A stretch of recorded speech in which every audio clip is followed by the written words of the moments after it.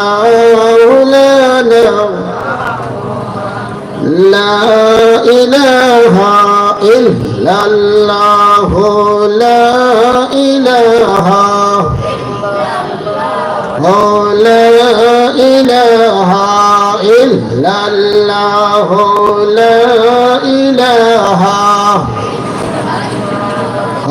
لا إله لا إله إلا الله لا إله لا إله إلا الله لا إله لا إله إلا الله لا إله لا إله إلا الله محمد رسول الله صلى الله عليه وسلم আশিকানে আউলিয়া সুন্নি যুব সংঘের উদ্যোগে অষ্টম বার্ষিক ইসলামী সুন্নি মহাসম্মেলনের শ্রদ্ধাভাজন সভাপতি উস্তাদুল উলামা আলহাজ হযরত মাওলানা সাদিকুর রহমান সাহেব বারাকাল্লাহু ফি হায়াতিহি আজকের সম্মেলনের প্রধান অতিথি যিনি বিশিষ্ট আলেম দ্বীন তরুণ প্রজন্মের আইকন সুন্নিয়তের বলিষ্ঠ কণ্ঠস্বর আন্তর্জাতিক খ্যাতি সম্পন্ন ব্যক্তিত্ব এবং স্কলার শায়েখ ডক্টর মোহাম্মদ সাইফুল আজম বাবর আল আজহারি সাহেব খতিব পরিচালক নর্থ ব্রনক্স ইসলামী সেন্টার নিউ ইয়র্ক আমার পূর্বে যিনি আলোচনা করেছেন আহলে সুন্নাত ওয়াল জামাতের রাহবার আহলে সুন্নাত ওয়াল জামাতের মুনাজির আহলে সুন্নাত বিশিষ্ট ইসলামিক চিন্তাবিদ ও লেখক গবেষক আল্লামা মুফতি উসমান গনি সালেহী সাহেব ফকিহ দারুন নাজাত সিদ্দিকিয়া কামিল মাদ্রাসা বিশেষ বক্তা উকিল কণ্ঠস্বর হযরত মাওলানা উমর আলী আল ফারুক সাহেব সহ আমার সামনে অবস্থানরত মুরব্বী বাবারা, যুবক ভাইয়েরা, পর্দার অন্তরালের মা ও বোনেরা, সকলের খেদমতে আমি সালাম দিচ্ছি। আসসালামু আলাইকুম ওয়া রাহমাতুল্লাহি ওয়া বারাকাতুহু। মহান আল্লাহ রাব্বুল আলামিনের আলিশান দরবারে আমরা সর্বপ্রথম লাখ কোটি শুকরিয়া জানাই যে রাব্বুল আলামিন আপনি আমাদেরকে দুনিয়ার সমস্ত ঝামেলা থেকে মুক্ত রেখে এই জান্নাতি বাগানে আসার বসার সুযোগটুকু দান করে দিয়েছেন। সেই জন্য মহান রাব্বুল আলামিনের দরবারে আমরা কালিমাতুশ শুকর আদায় করি, সকলে বলি আলহামদুলিল্লাহ। অগণিত লক্ষ কোটি দুরূদ ও সালাম হায়াতুন নবী জিন্দা নবীর উপরে। মুআজ্জাজ হাজিরিন, আসলে ওয়াজের একটা ধারাবাহিকতার প্রয়োজন। আমার পূর্বে যিনি আলোচনা করেছেন উনি হাজার ও হাজার মুহাদ্দিসের উস্তাদ, করেন না সুবহানাল্লাহ। এত বড় মাপের একজন আলেম, একটা টাইটেল মাদ্রাসার প্রধান ফকিহ। হয়তো উনি সময়ের স্বল্পতায় বুঝাইয়া সব কথা আপনাদেরকে বলেন নাই, কিন্তু অনেক মূল্যবান কথাগুলি বলে গেছেন। আবার আমার পরেও যিনি আসবেন উনি আন্তর্জাতিক খ্যাতি সম্পন্ন একজন স্কলার। আলহামদুলিল্লাহ উনি এসে গেছেন, উনি রেস্টে আছেন। নির্দিষ্ট সময়ে উনাকে স্টেজে আনা হবে। তার পূর্বক্ষণে আমাকে কিছু বলার জন্য অনুরোধ করা হয়েছে। আমি পবিত্র কুরআনুল কারীমের যে আয়াত তেলাওয়াত করেছি, আমার তেলাওয়াতকৃত আয়াতকে সামনে রেখে কুরআন এবং হাদিস থেকে কিছু আলোচনা রাখবো। আল্লাহ রাব্বুল আলামিন আমাকে বলার সকলকে যেন আমল করার তৌফিক দান করেন। সকলে বলেন আল্লাহুম্মা আমিন। মুআজ্জাজ হাজিরিন, আল্লাহ রাব্বুল আলামিন পবিত্র কুরআনুল কারীমে ফরমান, ওয়া মান ইউতিবিল্লাহা ওয়ার রাসূল, যারা আল্লাহ এবং তার রাসূলের ইতাআত করবে, আনুগত্য করবে, আল্লাহ এবং তার রাসূলের পথ মত অনুসরণ করবে, ফাউলাইকা মাআল্লাযীনা আন'আমা আল্লাহু আলাইহিম মিনান নাবিয়্যিনা ওয়াস-সিদ্দীকিনা ওয়াশ-শুহাদা ওয়াস-সালিহিন। ওই সমস্ত মানুষকে আল্লাহ রাব্বুল হাসরের ময়দানে নবীগণের সাথে, সিদ্দিকগণের সাথে, শহীদগণের সাথে, আউলিয়া কেরামগণের সাথে রাখবেন। বলেন না সুবহানাল্লাহ। শর্ত হলো আল্লাহ এবং রাসূলের ইতাআত করতে হবে, আনুগত্য করতে হবে। প্যারে হাজিরিন, রাসূলের আনুগত্য আল্লাহর আনুগত্য। করেন না সুবহানাল্লাহ।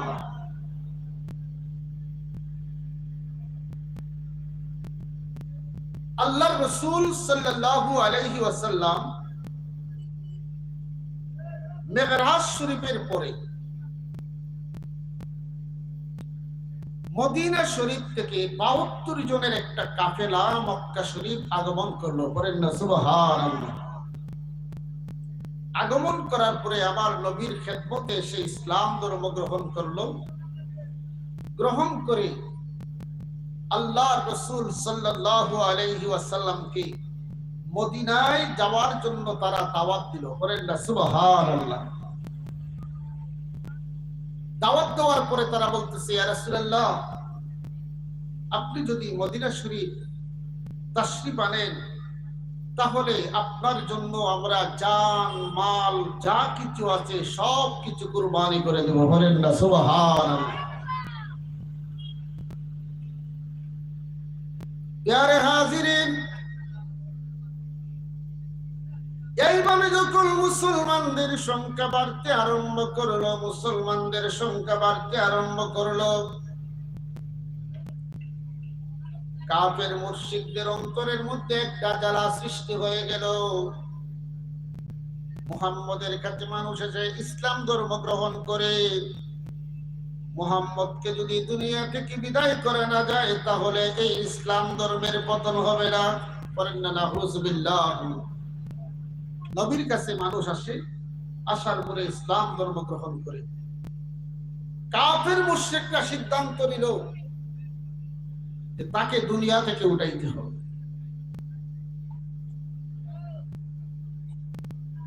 ওই সময়ের মধ্যে মক্কার বিশিষ্ট কাফের আবু জেহেল আমার নবীকে দুনিয়া থেকে উৎখাত করার জন্য,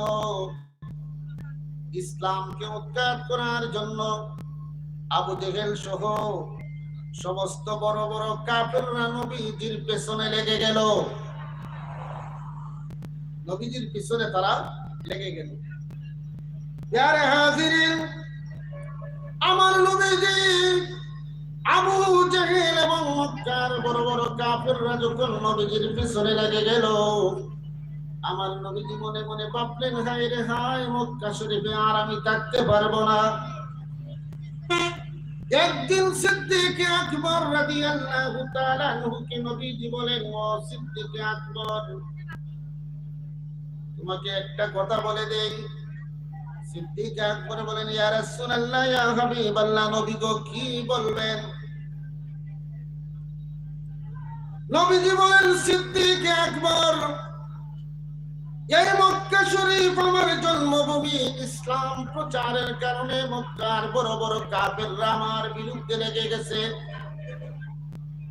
এই মক্কা শরীফে আমি আর থাকতে পারবো না। মক্কা শরীফ থেকে আমি মদিনা শরীফ হিজরত করব। বলেন না সুবহানাল্লাহ। এই কথাটা আমার নবীজি জিলহজ মাসের শেষের দিকে কথাটা বললেন। সিদ্দিক আকবর রাদিয়াল্লাহু তাআলা আনহু নবীজির এই কথাটা শুনে মুস্কি মুস্কি হেসে দিলেন। বলেন না সুবহানাল্লাহ। এই কথাটা নবীজির শোনার সাথে সাথে হযরত আবু বকর রাদিয়াল্লাহু তাআলা আনহু মুস্কি মুস্কি হাসলেন। প্যারে হাজিরিন, নবী যখন এই কথাটা আবু বকর সিদ্দিক রাদিয়াল্লাহু তাআলা আনহুকে এই কথাটা বললেন, এইদিকে কাফের মুশরিকরা আমার নবীজির বিরুদ্ধে ষড়যন্ত্র আরম্ভ করলো। আল্লাহ পবিত্র কুরআনুল কারীমে ফরমান, ওয়াইজ ইয়ামকুরু বিকাল্লাযীনা কাফারু লিয়ুসবিতুকা আও ইয়াকতুলুকা আও ইয়াখরুজুকা ওয়া ইয়ামকুরুনা ইয়ামকুরুল্লাহু ওয়াল্লাহু খায়রুল মাকিরিন। ওই সময়ের মধ্যে আমার রাসূল সাল্লাল্লাহু আলাইহি সাল্লামকে দুনিয়া থেকে একবারে নিশ্চিহ্ন করার জন্য আবু জেহেল একটা সভা ডাকলো। এই সভার মধ্যে তিনটা প্রস্তাব আসলো। আবু জেহেল যে সভাটা ডাকলো, নজ দেশ থেকে শয়তানের সুরতে, শয়তান বৃদ্ধ মানুষের সুরতে আবু জেহেলের সভার মধ্যে এসে হাজির হয়ে গেল। নজ দেশ থেকে শয়তান বৃদ্ধ মানুষের সুরত দিয়া আবু জেহেলের সভায় এসে হাজির হলো। প্যারে হাজিরিন, ওই সময় যখন সভা আহ্বান করা হলো, সবার আলোচ্য বিষয় হলো মুহাম্মদ সাল্লাল্লাহু আলাইহি সাল্লামকে দুনিয়া থেকে উঠে দিল। একজন মানুষ প্রস্তাব করে, মুহাম্মদকে যদি আমরা গৃহবন্দী করে রাখি তাহলে হয়তো ওই ঘরের মধ্যে থেকে সে মৃত্যুবরণ করবে। বলেন না নাউযুবিল্লাহ। ওই যে শয়তান বৃদ্ধের সুরতে আবু জেহেলের সমার মধ্যে যোগ দিল। শয়তান বলতেছে, না না, তোমার এই প্রস্তাব গ্রহণ করা হবে না। মুহাম্মদকে যদি ঘরের ভিতরে আবদ্ধ করে রাখো, মুহাম্মদের খোদা তাকে উদ্ধার করে দিবে। বলেন না সুবহানাল্লাহ। আরেকজন প্রস্তাব করতেছে, মুহাম্মদকে এই দেশ ত্যাগ করতে হবে। ওই যে শয়তান বিদ্যুর সুরতে এসেছে, ওই শয়তান বলতেছে, না না, মুহাম্মদকে যদি তোমরা এই দেশ থেকে বের করে অন্য দেশে দাও তাহলে মুহাম্মদ ইসলাম প্রচার করবে, অসংখ্য মানুষ নিয়ে আবার তোমাদের উপর আক্রমণ করবে। এই প্রস্তাব গ্রহণ করা হবে না।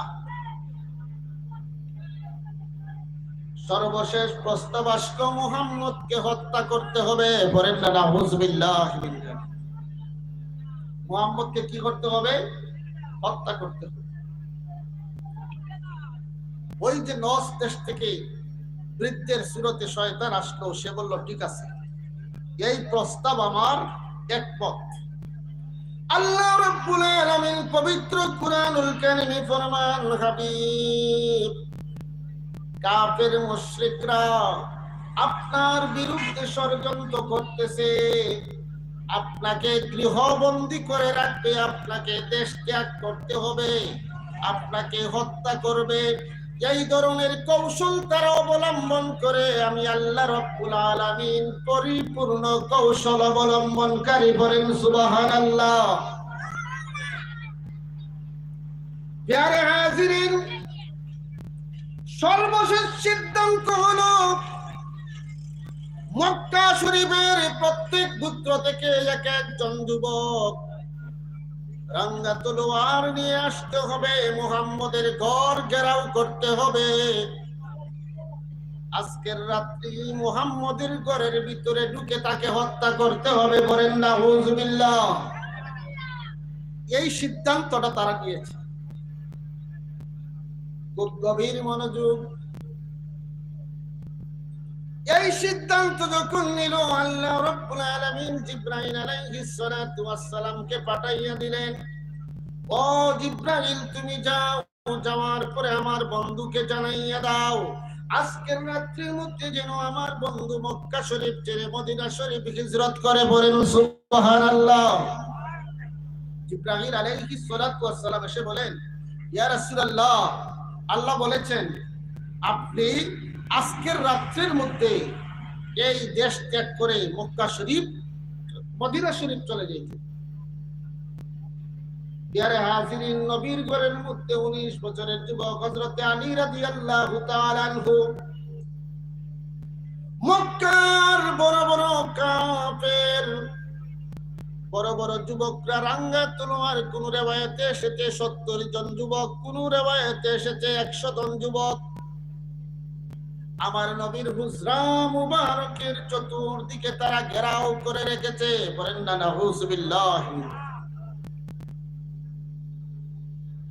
আমার নবীর হুজরা মুবারকের চতুর্দিকে তারা রাঙ্গা তলোয়ার নিয়ে ঘেরাও করে রেখেছে। রাত্রি যখন গভীর হবে, মুহাম্মদ ঘুমিয়ে যাবে, ওই সময় তারা মুহাম্মদকে হত্যা করবে, বলেন নাউযুবিল্লাহ। এইভাবে তারা ঘেরাও দিয়ে বসে রয়েছে। জিবরাইল আমিন বলতেছেন, ইয়া রাসূলুল্লাহ, আজকের রাত্রে আপনি মক্কা ছেড়ে মদিনায় চলে যান। প্যারে হাজিরিন, আমি বলছিলাম মাইয়ুতিবিল্লাহ ওয়ার রাসূল, যারা আল্লাহ এবং তার রাসূলের ইতাআত করে, অনুসরণ করে। আল্লাহর ইতাআত করা যায় না, রাসূলের ইতাআত, রাসূলের অনুসরণই আল্লাহর অনুসরণ। প্যারে হাজিরিন, মুহাম্মদ সাল্লাল্লাহু আলাইহি ওয়াসাল্লামের ঘরের চতুর্দিকে 100 জন মতান্তরে 70 জন কাফের সর্দাররা রাঙ্গা তলোয়ার নিয়ে দাঁড়িয়ে রয়েছে। রাত্রি যখন গড়াইবে তারা মুহাম্মদকে হত্যা করবে। জিবরাইল আমিন যখন আইয়া এই কথাটা বললেন, মুহাম্মদ তুমি মক্কা শরীফ ছেড়ে মদিনা শরীফ চলে যাও।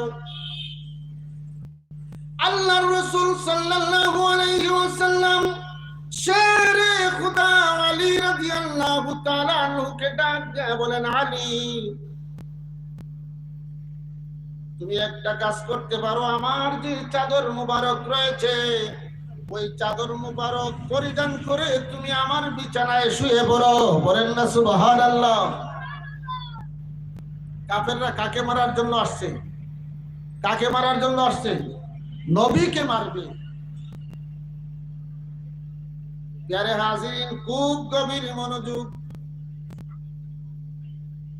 শেরে খুদা আলী রাদিয়াল্লাহু তাআলা আনহু মনে মনে ভাবলেন, আমি যখন নবীর চাদর মুবারক পরে নবীর বিছানায় শুয়ে পড়ব, গভীর রাত্রিতে যখন কাফের মুশরিকরা নবীর ঘরে ঢুকবে, নবীকে পাইবে না।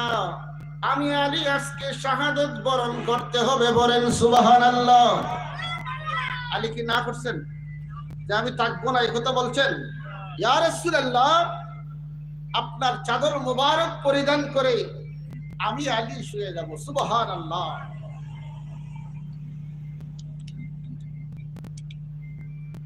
প্যারে হাজিরিন, অনুগত্য কাকে বলে, মহব্বত কাকে বলে শুনুন। আলী রাদিয়াল্লাহু তাআলা আনহু প্রস্তুতি নিলেন, আমার নবীর চাদর মুবারক পরিধান করে বিছানার মধ্যে শুইবেন। এই অবস্থার মধ্যে আমার নবীজি বলেন, আলী শুনো শুনো, মক্কার কিছু মানুষের আমানত আমার কাছে রয়েছে, বলেন না সুবহানাল্লাহ। মক্কা শরীফের কিছু মানুষের আমানত আমার কাছে রয়েছে আলী, আমি তোমাকে দিয়ে দিলাম, তুমি ওই আমানতগুলি মানুষের কাছে কালকে বিলাইয়া বসতে বসতে তুমি মদিনা শরীফ চলে যাইবা, বলেন না সুবহানাল্লাহ। নবী যখন এই কথা বললেন, হযরত আলী রাদিয়াল্লাহু তাআলা আনহুর মনের মধ্যে একটা আশ্বস্ততা আসলো, আজকে আমি শাহাদাত বরণ করতেছি না, যেহেতু আমার নবী আমাকে বলছেন মক্কা শরীফের মানুষের আমানত আমি ফিরিয়ে দিতে হবে, সুতরাং কাফের মুশরিকরা আমাকে মারতে পারবে না, বলেন না সুবহানাল্লাহ। আল বিদায়া ওয়ান নিহায়ার মধ্যে আল্লাহর রাসূল সাল্লাল্লাহু আলাইহি ওয়াসাল্লাম ফরমান, ইয়া আলী ইন্নাকা লান তামুতু হাত্তা ইহমাররাত লিহিয়াতুকাল বিয়াদু বিদ্দাম। করেন না সুবহানাল্লাহ।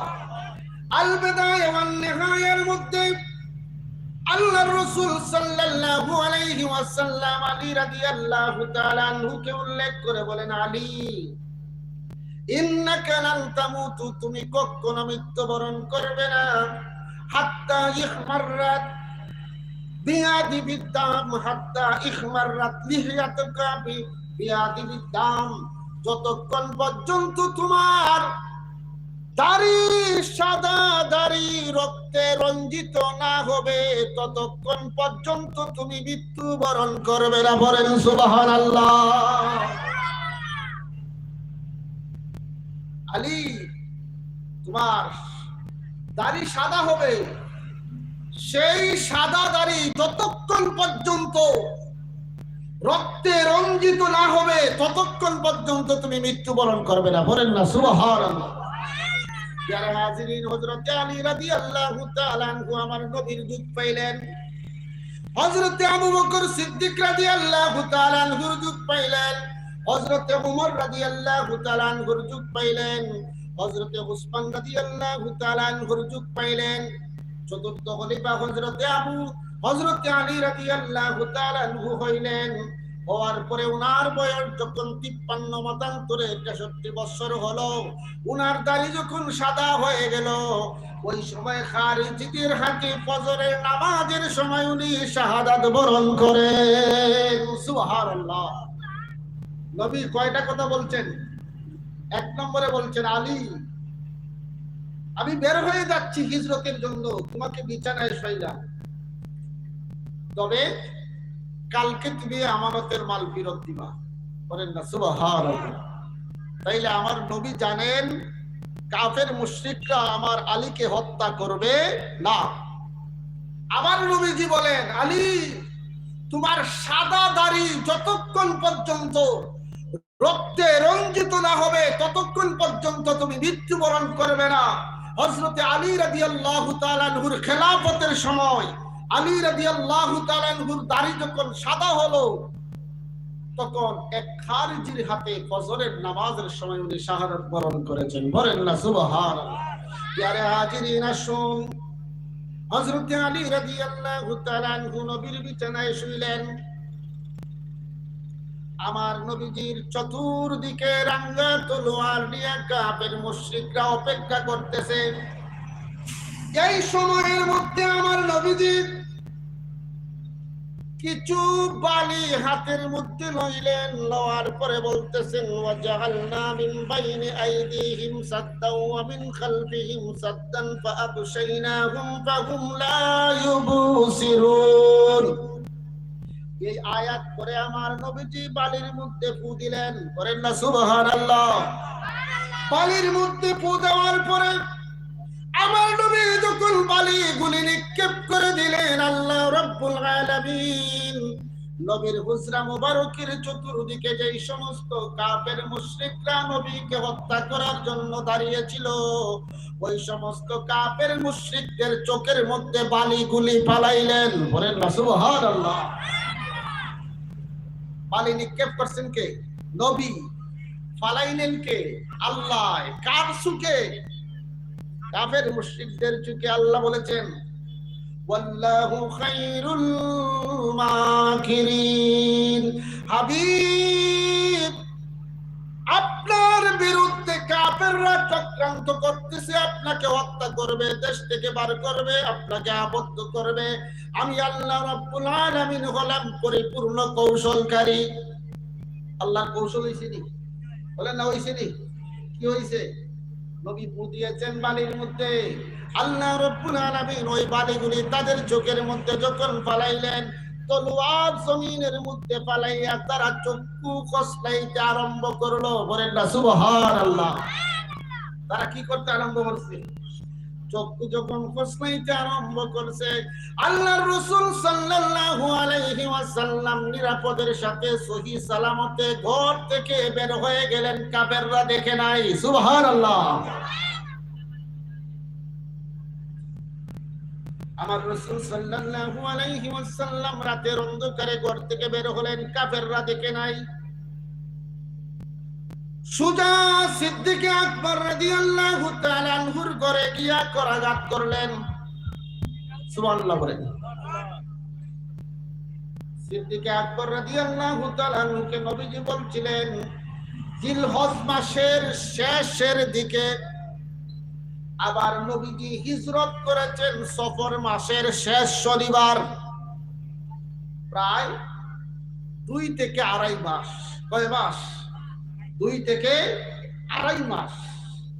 প্যারে হাজিরিন, আমার নবী যখন সিদ্দিক আকবর রাদিয়াল্লাহু তাআলা আনহুর হুজরা মুবারকের মধ্যে গেলেন, যাওয়ার পরে যখন করাঘাত করলেন, সিদ্দিক আকবর বলেন লাব্বাইক ইয়া রাসূলুল্লাহ, বলেন না সুবহানাল্লাহ। আমার নবী বলেন ও সিদ্দিক আকবর, গভীর রাত্রিতে আমি তোমার দরজার মধ্যে করাঘাত করার সাথে সাথে তুমি বলে দিলে লাব্বাইক ইয়া রাসূলুল্লাহ। ও সিদ্দিক আকবর, তুমি কি ঘুমাও নাই? সিদ্দিক আকবর বলে ইয়া রাসূলুল্লাহ, ইয়া হাবিবাল্লাহ, নবী গো আল্লাহ বলেছেন ইয়া আইয়ুহাল্লাযীনা আমানুস্তাজিবু লিল্লাহি ওয়া লির-রাসূলি ইযা দাআকুম। আল্লাহ এবং তার রাসূল যখন ডাক দিবেন, ডাক দেওয়ার সাথে সাথে জবাব দিতে হবে। বলেন না সুবহানাল্লাহ। এই আয়াতের উপর ভিত্তি করে আমি সিদ্দিক আকবর প্রায় 2 থেকে 2.5 মাস পর্যন্ত ওই বিছানার মধ্যে পিঠ লাগাই নাই, রাত্রে ঘুমাই নাই। কখন জানি আমার নবী ডাক দিবেন, ডাক দেওয়ার সাথে সাথে আমি সিদ্দিক আকবর যদি জবাব না দিতে পারি, তাহলে আমি সিদ্দিক আকবরের জীবনের সমস্ত আমল বরবাদ হয়ে যাবে। বলেন না সুবহানাল্লাহ। মোহব্বত কাহাকে বলে, আনুগত্য কাহাকে বলে? হযরত আবু বকর সিদ্দিক রাদিয়াল্লাহু তাআলা আনহু ডাক দেওয়ার সাথে সাথে, নবী ডাক দেওয়ার সাথে সাথে যখন জবাব দিলেন, সিদ্দিক আকবর বলেন ইয়া রাসূলুল্লাহ, আপনি ওই যে বলছিলেন আমার সাথে হিজরত করবেন, আমি তো আর ঘুমাই নাই। বলেন না সুবহানাল্লাহ। যারা আসিনা শুন, হযরত আবু বকর সিদ্দিক রাদিয়াল্লাহু তাআলা আনহু আমার নবীজিকে নিয়ে রাতের অন্ধকারের দিকে রওনা দিলেন। মক্কার হেরেম শরীফ থেকে প্রায় 5 মাইল দূরে আমার হুজুর হজ করে আসতেন হেরা পর্বতের গুহা। মক্কার হেরেম শরীফ থেকে প্রায় 5 মাইল দূরে আমার নবীজি সিদ্দিক আকবর রাদিয়াল্লাহু তাআলা আনহুকে নিয়ে রওনা দিলেন। যখন রওনা দিলেন সিদ্দিক আকবর রাদিয়াল্লাহু তাআলা আনহু একবার নবীর সামনে, একবার নবীর পিছনে, একবার নবীর ডানে, একবার নবীর বামে। বলেন না সুবহানাল্লাহ। আমার নবী বলেন ও সিদ্দিক আকবর, তুমি একবার সামনে যাও, একবার পিছনে যাও, একবার ডানে যাও, একবার বামে যাও। তার কারণ কি? হযরত আবু বকর সিদ্দিক রাদিয়াল্লাহু তাআলা আনহু বলে ইয়া রাসূলুল্লাহ, ইয়া হাবিবাল্লাহ, মক্কার কাফের মুশরিকরা আমাদের পিছনে লেগে গেছে। আমার মনের মধ্যে একটা আশঙ্কা হয়, মক্কার কাফের মুশরিকরা যদি পিছন দিয়ে তীর মারে, তাহলে যেন আমি সিদ্দিক আকবরের শরীরের মধ্যে পড়ে। সামনে দিয়ে যদি তীর মারে, তাহলে ওই তীরটা যেন আমার সিদ্দিক আকবরের শরীরে পড়ে। ডান দিক দিয়ে যদি তীর মারে, তাহলে ওই তীরটা যেন সিদ্দিক আকবরের শরীরে পড়ে। বাম দিক দিয়ে যদি তীরটা মারে, তাহলে ওই তীরটা যেন আমি আবু বকরের শরীরে পড়ে। বলেন সুবহানাল্লাহ। মহব্বত কাকে বলে? যারা হাজিরিন, আমার নবীজি এই কথা যখন বললেন, নবীকে যখন এই কথা বললেন, আমার নবীজি সামনের দিকে হাঁটতেছেন, সামনের দিকে হাঁটতেছেন। মক্কার মরুভূমির মধ্যে বালু আর পাথরের আঘাতে আমার নবীজির পায়ের রক্ত মুবারক ছুটতেছে। তখন রক্ত মুবারক বের হচ্ছে, আমার নবীকে সিদ্দিক আকবর তুলে নিলেন। বলেন না সুবহানাল্লাহ। আমার নবীকে যখন সিদ্দিক আকবর তুলে নিলেন, আমার নবীজি একটা মুস্কি হাসি দিলেন। বলেন না সুবহানাল্লাহ। নবীজি একটা মুস্কি হাসি দিলেন। সিদ্দিক আকবর বলেন ইয়া রাসূলুল্লাহ, ইয়া হাবিবাল্লাহ, নবী গো, আপনাকে আমি তুলে নিলাম, আপনি মুস্কি হাসি দিলেন, তার কারণ কি? আমার নবীজি বলে ও সিদ্দিক আকবর, তুমি যে আমাকে কুলে লইলা কোনবার অনুভব করছো কিনা? বলেন না সুবহানাল্লাহ। সিদ্দিক আকবর বলে, ইয়া রাসূলুল্লাহ, ইয়া হাবিবাল্লাহ, নবী গো, দুনিয়ার কত মানুষ কুলে নিলাম, কত মানুষ পিঠে নিলাম, অসংখ্য বার লাগে, কিন্তু আপনি রাহমাতাল লিল আলামিনকে যখন আমি আমার কুলে উঠাইলাম, আমার কাছে একটু পরিমাণও বার অনুভব হয় নাই। আমার নবী মুস্কি হাসি দিয়ে বলেন, ও আবু বকর, তুমি জেনে রেখো, নূরের কোনো ওজন হয় না। বলেন না সুবহানাল্লাহ। কিসের ওজন হয় না? নূরের ওজন হয় না। সিদ্দিক আকবর রাদিয়াল্লাহু তাআলা আনহু আমার নবীজিকে নিয়ে হেরা পর্বতের গুহায় গেলেন। আমি সব করে কোন কথাটা আপনাদেরকে বলতেছি। হেরা পর্বতের গুহায় যখন গেলেন, আমার নবীজি হেরা পর্বতের গুহার মুখে অবস্থান করেন। সিদ্দিক আকবর হেরা পর্বতের গুহার মধ্যে অবস্থান করবেন। হঠাৎ করে নবী দেখতে পান একটা গাছ উড়াল দিয়া এসে হেরা পর্বতের গুহার মুখের মধ্যে এসে যায়। সুবহানাল্লাহ বলবেন না? কি এসে যায়? একটা গাছ অনেক দূর থেকে শিকড় উপরে উঠাইয়া ডালপালা নিয়া হেরা পর্বতের গুহার ভিতরে ঢুকে তার শিকড়টা মাটির ভিতরে গাঁথলো, আর চতুর্দিকে ডালপালা ছড়িয়ে পড়লো। বলেন না সুবহানাল্লাহ।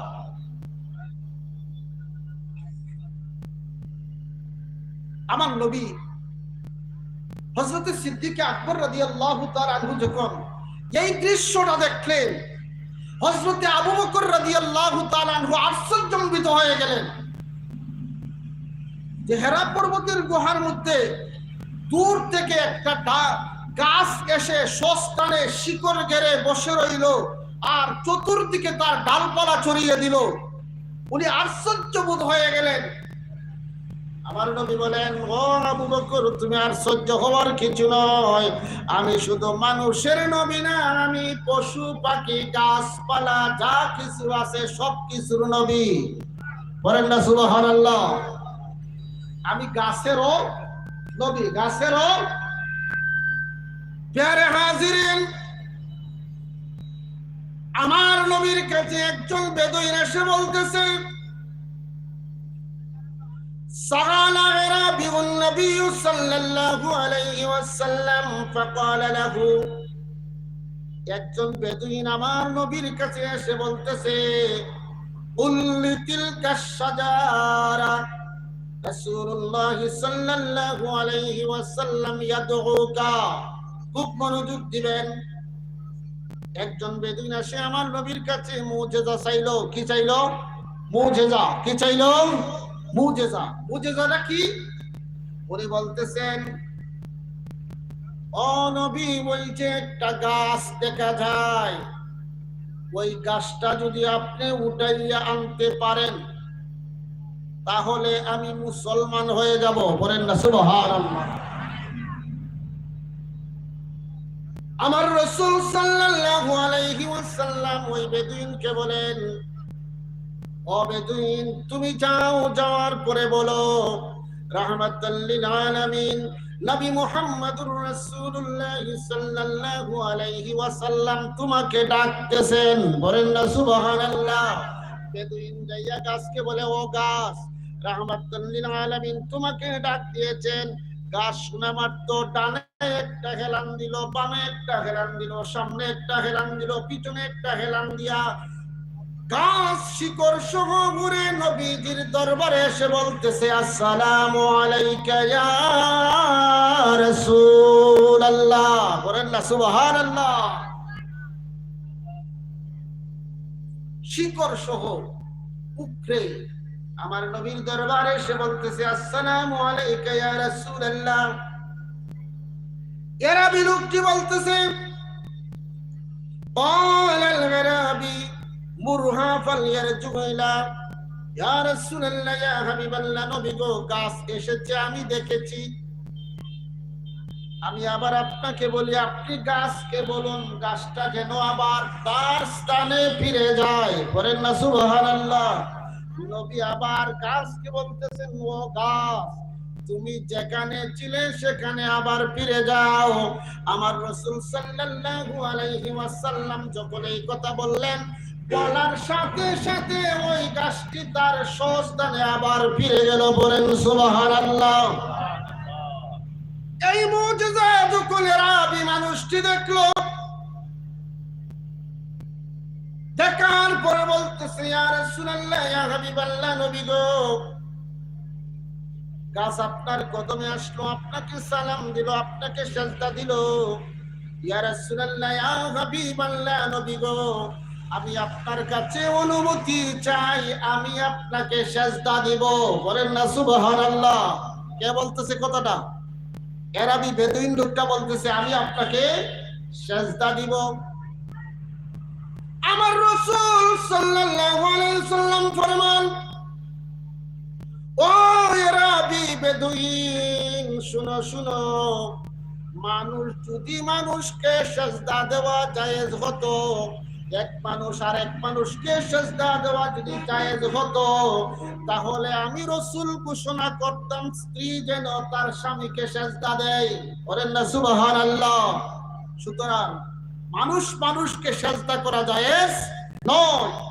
আমাদেরকে একটা তহমত দেওয়া হয়, আমি প্রায় মাহফিলে এই কথাটা বলি, আমরা নাকি মাজারে সেজদা দেই। বলেন না নাউযুবিল্লাহ। আমরা মাজারে সেজদা দেই না, আমরা মাজার জিয়ারত করি। কি করি? মাজার জিয়ারত। শুধু মাজার নয়, কোন আউলিয়া কেরাম, কোন বর্তমান যুগের হক্কানি ওলিয়ার যদি হয়, তাকেও সেজদা দেওয়া যাবে। সেজদা পাওয়ার একমাত্র হক অধিকার হলেন আমার আল্লাহ। বলেন না সুবহানাল্লাহ। আমার নবীজি বলেন, ও বেদুইন, মানুষ মানুষকে সেজদা করা জায়েজ নয়। মানুষ মানুষকে যদি সেজদা করার হুকুম হতো, তাহলে আমি রাসূল ঘোষণা দিতাম, স্ত্রী যেন তার স্বামীকে সেজদা দেয়। আরবি বেদুইন কি বলে, ইয়া রাসূলুল্লাহ, ইয়া হাবিবাল্লাহ, নবী গো, সেজদা যখন দিতে পারি না, আপনার কাছে অনুমতি চাই। ইয়া রাসূলুল্লাহ, ইয়া হাবিবাল্লাহ, আপনার হাত মোবারক আমি চুম্বন দিতে চাই, পা মোবারকে চুম্বন দিতে চাই। বলেন না সুবহানাল্লাহ। আমার নবী বলেন, ও বেদুইন, তুমি আমার হাত মোবারক, পা মোবারক চুম্বন দাও, কোনো অসুবিধা নাই, কিন্তু সেজদা দিতে পারবে না। ওই বেদুইনটা আমার নবীর হাত মোবারক চুম্বন দিল, পাও মোবারক চুম্বন দিল। এই জন্য আহলে সুন্নাত ওয়াল জামাতের অধিকারী যারা আমরা বলি, কদম বুসি জায়েজ। বলেন না সুবহানাল্লাহ। কদম বুসি, পায়ে ধরে সালাম করা কি জায়েজ। আমার কথা ছিল গাছ আমার নবীর কথা শুনে আল্লাহ রাসূল সাল্লাল্লাহু আলাইহি সাল্লাম বিদায় হজ্জের সময়, বিদায় হজ থেকে যখন আবার ফিরে আসলেন, বাত্রে রাওহা নামক স্থানের মধ্যে যখন আসলেন, আসার পরে জাবের রাদিয়াল্লাহু তাআলা আনহুকে বলেন, ও জাবের, খুব মনোযোগ, আমরা মানুষ হয়ে নবীর আনুগত্য করি না, গাছপালা কিভাবে আমার নবীর আনুগত্য করে? নবীজি বলতেছেন, ও জাবের, আমি আমার হাজত সারতে চাই, কোন একটা আড়াল আছে কিনা? বলেন না সুবহানাল্লাহ। যেখানে ইচ্ছা সেখানে প্রস্রাব পায়খানা করা যাবে না, খোলা ময়দানে প্রস্রাব পায়খানা করবেন না, কোন একটা আড়ালের মধ্যে প্রস্রাব করবেন, পায়খানা করবেন। আমার নবী যখন দেখলেন খোলা ময়দান, সাহাবীকে বলতেছেন, ও সাহাবী, কোন একটা আড়াল আছে কিনা তুমি দেখো। সাহাবী বলতেছে, ইয়া রাসূলুল্লাহ, ইয়া হাবিবাল্লাহ, নবী গো, আমি দেখতে পাচ্ছি দুইটা খেজুর গাছ দুই জায়গার মধ্যে দাঁড়ানো। বলেন না সুবহানাল্লাহ। নবীজি বলেন, সাহাবী, তুমি যাও, যাওয়ার পরে ওই দুইটা খেজুর গাছকে বলো তারা যেন একত্রিত হয়ে যায়। একত্রিত হওয়ার পরে আমি যেন আমার হাজত সারতে পারি। ওই সাহাবী খেজুর গাছকে গিয়ে বলে, ও খেজুর গাছ, রাহমাতুল লিল আলামিন হুকুম দিয়েছেন তোমরা দুইজন একত্রিত হইতাই। বলেন না সুবহানাল্লাহ। সাহাবী যখন নবীর কথা গাছকে বললেন, বলার সাথে সাথে দুইটা গাছ একত্রিত হয়ে গেল। আমার নবীজি হাজত ছাড়লেন, সারার পরে আমার নবীজি বলতেছেন, তোমরা আবার পৃথক হয়ে যাও। বলার সাথে সাথে দুই গাছ আবার তার স্থানে ফিরে যায়। বলেন না সুবহানাল্লাহ। প্যারে হাজিরিন, কথা লম্বা হয়ে যাবে। আমার নবীজি হেরা পর্বতের গুহার মুখে গেলেন, গাছ উড়ে এসে গুহার মুখে পড়লো, শিকড় গাঁথলো, ডালপালা চতুর্দিকে বিস্তার করে। জিবরাইল আমিন বলেন, জিবরাইল আমিন আল্লাহ রাব্বুল আলামিনের দরবারে ফরিয়াদ করেন, রব্বুল আলামিন আপনার বন্ধু হেরা পর্বতের গুহায় অবস্থান করতেছে, কাফের মুশরিকরা হত্যা করার জন্য পিছনে লেগে গেছে। ও রব্বুল আলামিন, আপনি যদি একটু অনুমতি দেন তাহলে আমার তো 600 নূরের পাকা রয়েছে, আমি একটা পাকা যদি হেরা পর্বতের গুহার মুখে ফিরাইয়া দেই তাহলে তো তারা দেখতে পারবে না। বলেন না সুবহানাল্লাহ। আল্লাহ রাব্বুল আলামিন বলেন, ও জিবরাইল তোমার পাকার প্রয়োজন নাই, তোমার পাকার প্রয়োজন নাই, আমার বন্ধুকে আমি আমার পুত্র প্রাণীর মাধ্যমে হেফাজত করে দুনিয়ার মানুষকে শিক্ষা দিব। বলেন না সুবহানাল্লাহ। এই কথা যখন বললেন, এবার গাছ হেরা পর্বতের গুহার মধ্যখানে এসে চতুর্দিকে ডালপালা বিস্তার করে। প্যারে হাজিরিন, হযরত ইব্রাহিম আলাইহিস সালাতু ওয়াস সালাম কাবা শরীফ বানাইবেন। কি বানাইবেন? কাবা শরীফ বানাইবেন। নূহ আলাইহিস সালাতু ওয়াস সালামের সময় যে প্লাবন হয়েছিল, ওই প্লাবনের কারণে কাবাঘর যেইখানে ছিল ওই কাবাঘর বালির নিচে পড়ে গেছে, বন্যার কারণে বালির নিচে পড়ে গেছে। কোন জায়গায় ইব্রাহিম আলাইহিস সালাতু ওয়াস সালাম কাবাঘর বানাইবেন? আল্লাহ রাব্বুল আলামিনের দরবারে ফরিয়াদ করেন, আল্লাহ তোমার কাবাঘর আমি বানাইবো, কিন্তু কোন জায়গায় বানাইবো আমি কিচ্ছু বলতে পারতেছি না, আল্লাহ মেহেরবানি করে আমাকে একটা নিদর্শন দিন। করেন না সুবহানাল্লাহ। আল্লাহ রাব্বুল আলামিন বলেন, ও ইব্রাহিম আমার একটা ক্ষুদ্র প্রাণী রয়েছে, ওই ক্ষুদ্র প্রাণীর নাম হলো মাকড়সা। বলেন না সুবহানাল্লাহ। আমি আমার ক্ষুদ্র প্রাণীকে ছাড়বো, ছাড়ার পরে সে যেখানে যাইয়া চতুর্দিকে জাল বানাইবে ওইখানে তুমি কাবা শরীফ বানাইবা। বলেন না সুবহানাল্লাহ। আরে তাকবীর, আল্লাহু আকবার, আল্লাহু রিসালাত, আহলে সুন্নাত ওয়াল জামাত, আশিকানে আউলিয়া। প্যারা হাজিরিন, আল্লাহ রাব্বুল আলামিন মাকড়সাকে পাঠাইলেন, মাকড়সা তার চতুর্দিক সীমানা নির্ধারণ করে দিল। ইব্রাহিম আলাইহিস সালাতু ওয়াস সালাম কাবাঘর বানাইলেন। আল্লাহ রাব্বুল আলামিন মাকড়সাকে বলেন, ও মাকড়সা তুমি এত বড় গুরুত্বপূর্ণ একটা কাজ আঞ্জাম দিয়েছো, তোমার কাছ থেকে আরেকটা কাজ আমি উদ্ধার করব। বলেন না সুবহানাল্লাহ। মাকড়সা বলে, রাব্বুল আলামিন আরেকটা কাজ কি করতে হবে? আল্লাহ রাব্বুল আলামিন বলেন, ও মাকড়সা শুনো, আখির জামানার নবী হস্তে প্রায় 900 বছর পরে দুনিয়ায় আগমন করবে, হেরা পর্বতের গুহায় অবস্থান করবে, তুমি যাইয়া ওই গুহার মুখে জাল বানাইবা। বলেন না সুবহানাল্লাহ। যেই মাত্র মাকড়সা এই কথাটা শুনলো, সাথে সাথে খুশি হইয়া আল্লাহ রাব্বুল আলামিনের দরবারে সিজদায় পড়ে গেল। সুবহানাল্লাহ। আল্লাহ ক্ষুদ্র প্রাণী দিয়া নবীকে কি করবেন? হেফাজত করবেন। প্যারে হাজিরিন, মাকড়সা 700 বছর মতন ধরে 900 বছর অপেক্ষা করলো। নবী করিম সাল্লাল্লাহু আলাইহি ওয়াসাল্লাম যখন হিজরত করে মদিনা শরীফ গেলেন, হেরা পর্বতের গুহার মুখে গেলেন, মাকড়সা আনন্দিত হইয়া বলতেছে, আসসালাতু ওয়াসসালামু আলাইকা ইয়া রাসূলুল্লাহ। বলেন না সুবহানাল্লাহ। ইয়া রাসূলুল্লাহ, ইয়া হাবিবাল্লাহ, নবী গো, আজ থেকে প্রায় 900 বছর যাবত আপনার চেহারা মুবারক দেখার জন্য অপেক্ষায় আছি, আপনাকে একটা সালাম দেওয়ার জন্য অপেক্ষায় আছি। ইয়া রাসূলুল্লাহ, ইয়া হাবিবাল্লাহ, নবী গো, আমি আপনার চেহারা মুবারক দেখে আমার জীবন ধন্য হয়ে গেল। বলেন না সুবহানাল্লাহ। মাকড়সা নবীকে সালাম দিল। সালাম দেওয়ার পরে নবীর নুরানি চেহারা মুবারক দেখে। এইবার আসুন মাকড়সা ওই গাছের উপরের মধ্যে, গাছের ডালের মধ্যে জাল বুনতে আরম্ভ করলো, জাল বুনতে আরম্ভ করলো। আল্লাহ রাব্বুল আলামিন বলেছেন, আমি হলাম পূর্ণ কৌশলকারী। আমার বন্ধুকে আমি কিভাবে হেফাজত করব, এই কৌশলটা আমি আল্লাহর কাছে রয়েছে। মাকড়সা গাছের উপরে যখন জাল বানাইলো, আল্লাহ রাব্বুল আলামিন দুইটা প্রাণী পাঠাইলেন, তার নাম কবুতর। বলেন না সুবহানাল্লাহ। কবুতর ওই মাকড়সার জালের উপরে ডিম পারলো। আমার নবী কবুতরের জন্য দোয়া করেছেন। হেরেম শরীফের মধ্যে এখনো কবুতর পাওয়া যায়, আছে কিনা হুজুর? এখনো হেরেম শরীফে কবুতর রয়েছে। আমার নবী সেই কবুতরের জন্য দোয়া করেছেন। এই জন্য হেরেম শরীফের ভিতরে কবুতর মারা, ধরা, এরপরে জবাই করা সবকিছু নিষেধ। করেন না সুবহানাল্লাহ। প্রিয় হাজিরিন, আসুন, ওই মাকড়সা জাল বানলো, কবুতর ডিম পারলো। আমার নবীজি সিদ্দিক আকবর রাদিয়াল্লাহু তাআলা আনহুকে নিয়ে হেরা পর্বতের গুহার ভিতরে ঢুকলেন।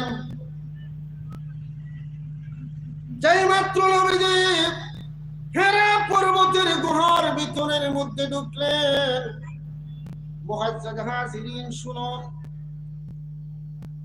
তাজুল কাসাস নামক কিতাবের মধ্যে রয়েছে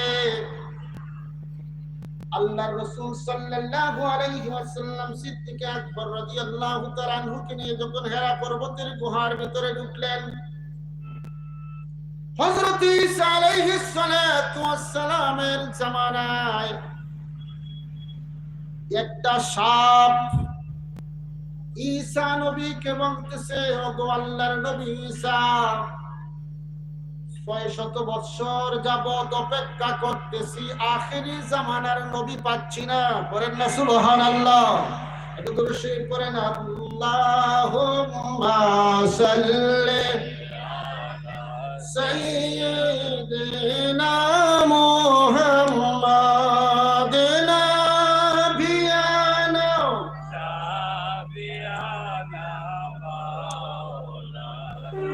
মুহাম্মাদ। আল্লাহুম্মা সাল্লি সাইয়্যিদিনা মুহাম্মাদিন নাবিয়ানা মাওলানা। আল্লাহুম্মা সাল্লি ওয়া সাল্লিম ওয়া বারিক আলাইহি। প্যারে হাজিরিন, ঈসা আলাইহিস সালাতু ওয়াস সালামের জামানায় সাপ এসে ঈসা নবীকে বলতেছে, ওগো আল্লাহর নবী ঈসা, ৬০০ বছর যাবত অপেক্ষায় রয়েছি, আখিরি জামানার নবী দেখব, মেহেরবানি করে আমাকে মক্কা শরীফের রাস্তা দেখাইয়া দেন। বলেন না সুবহানাল্লাহ। ঈসা আলাইহিস সালাতু ওয়াস সালাম সাপকে বলেন, ও সাপ, ৬০০ বছর যাবত তুমি অপেক্ষা করতেছো, আখিরি জামানার নবীকে দেখবে। আমি ঈসা নবী বলে দিলাম, আরো ৬০০ বছর পরে আখিরি জামানার নবী মুহাম্মদুর রাসূলুল্লাহ সাল্লাল্লাহু আলাইহি ওয়াসাল্লাম দুনিয়ার জমিনে তাশরীফ আনবেন। সুবহানাল্লাহ। ঈসা আলাইহিস সালাম যখন এই কথা বললেন, বলার সাথে সাথে সাপ বলতেছে, ওগো আল্লাহর নবী ঈসা, আরো ৬০০ বছর পরে নবী আখিরি জামানার নবী আসবেন, আমি কিভাবে সাক্ষাৎ পাবো? ঈসা আলাইহিস সালাতু ওয়াস সালাম বলেন, আল্লাহর নবী যখন দুনিয়ায় আগমন করবেন, কাফির মুশরিকদের অত্যাচারে অতিষ্ঠ হয়ে মক্কা ছেড়ে মদিনায় যাবেন, প্রতিমধ্যে হেরা পর্বতের গুহায় অবস্থান করবেন। বলেন না সুবহানাল্লাহ। যেই মাত্র এই ঘটনা শুনছে সাপ ওই মক্কা শরীফের রাস্তা দিয়ে আসতে আসতে হেরা পর্বতের গুহার পারে আসলো। সুবহানাল্লাহ। আসার পরে ৬০০ বছর পর্যন্ত ওই সাপটা আমার নবীর দিদারের জন্য অপেক্ষা করতে লাগলো। সুবহানাল্লাহ বলবেন না? ৬০০ বছর পর্যন্ত নবীর দিদারের জন্য অপেক্ষা করতে লাগলো। আর মনে মনে ভাবলো, আমি সাপ যদি গুহার ভিতরে ঢুকতে না পারি, আগে ৬০০ বছর পরে ৬০০ বছর 1200 বছর আমার বেতা চলে যাবে, আমি একটা কাজ করব, গুহার ভিতরে ঢোকার জন্য আমি ছিদ্র করব। বলেন না সুবহানাল্লাহ। ওই সব গুহার ভিতরে ঢোকার জন্য একটা নয়, দুইটা নয়, 70টা ছিদ্র করেছে। কতটা ছিদ্র? চেষ্টা কাকে বলে? সাপের কথা হলো, একটা দিয়ে যদি ঢুকতে না পারি আরেকটা দিয়ে ঢুকবো, এটা না পারি আরেকটা দিয়ে ঢুকবো, এইভাবে 70টা ছিদ্র করেছে। আমার নবী সিদ্দিক আকবর রাদিয়াল্লাহু তাআলা আনহুকে নিয়ে যখন হেরা পর্বতের গুহায় ঢুকলেন, সিদ্দিক আকবর রাদিয়াল্লাহু তাআলা আনহু এই পত্রগুলি দেখলেন। দেখার পরে ওনার সুন্দর একটা চাদর ছিল, রাত্রি বেলায় ওই চাদরটা ছিঁড়ে টুকরা টুকরা করে 69টা ছিদ্র বন্ধ করলো। বলেন না সুবহানাল্লাহ। রইল কয়টা? বলেন না কয়টা রইল? একটা রয়েছে। খুব হিসাব নিকাশের সাথে ওয়াজ বুঝতে, একটা যখন রয়েছে, একটা বন্ধ করার মতো কোনো উপায় নাই। হযরত আবু বকর সিদ্দিক রাদিয়াল্লাহু তাআলা আনহু মনে মনে সিদ্ধান্ত নিলেন, 69টা ছিদ্র বন্ধ করলাম, একটা ছিদ্র বন্ধ করার মতো কোনো ব্যবস্থা নাই। ওই ছিদ্র দিয়ে যদি সাপ ঢুকে আমার নবীকে আঘাত করে, আমি আবু বকরের জিন্দেগি বরবাদ হয়ে যাবে। সিদ্ধান্ত নিলেন, জান যাবে, আমি আবু বকরের সিদ্দিকের জান যাবে, কিন্তু নবীকে হেফাজত করতে হবে। বলেন না সুবহানাল্লাহ। আমার জান চলে যেতে পারে, কিন্তু নবীকে হেফাজত করতে হবে। এই সিদ্ধান্ত নিয়ে আবু বকর সিদ্দিক রাদিয়াল্লাহু তাআলা আনহু ওই গর্তের মুখে যখন পা রাখলেন, পা রাখার পরে ওই সাপটা একটা দিয়া ঢুকে, দ্বিতীয়টা দিয়া ঢুকে, তৃতীয়টা দিয়া ঢুকে, 3 নম্বর 4 নম্বর, এইভাবে 69টা ছিদ্র দিয়া ঢুকলো। ঢুকার পরে ওই সাপটি যখন কোন রাস্তা পাইল না, 70 নম্বর ছিদ্র দিয়া যখন ঢুকলো, ঢুকার পরে উনি দেখতে পায় কি যেন একটা নরম নরম লাগতেছে, সাপের মুখ দিয়া লেলিহান করতেছে। সিদ্দিক আকবর রাদিয়াল্লাহু তাআলা আনহু পাও সরাইতেছেন না। এইদিকে সাপের জ্বালা সৃষ্টি হয়ে গেল। আরে হায়, 1200 বছর যাবত অপেক্ষা করলাম দিনের নবীকে দেখার জন্য, একটা সালাম দেওয়ার জন্য, কিন্তু ভাগ্যের কি নির্মম পরিহাস, আমার মনে হয় নবীকে দেখতে পারবো না। এই কথা বলে সিদ্দিক আকবর রাদিয়াল্লাহু তাআলা আনহুর পায়ের মধ্যে আঘাত করলো। ওই সময় আমার নবীজি সিদ্দিক আকবর রাদিয়াল্লাহু তাআলা আনহুর রানের উপর আরাম করতেছিলেন, ঘুমাইতেছিলেন। হযরত আবু বকর